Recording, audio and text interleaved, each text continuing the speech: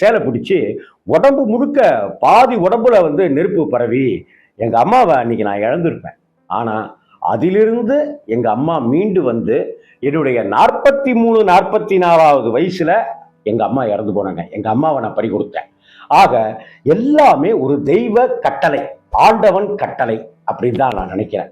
அதே போலதான் என் வாழ்க்கையில எனக்கு குருநாதர் கிடைத்தது, பாலகுமாரன் சார் எனக்கு குருவாக கிடைச்சதுங்கிறதும் அப்படித்தான். இன்னொன்னுங்க, குருவை வந்து நம்ம ஒரு ரூபாய் நாணயத்தை காணா போட்டுட்டு நம்ம தேடுவோம் பாருங்களேன், அது மாதிரிலாம் தேடி கிடைக்காது.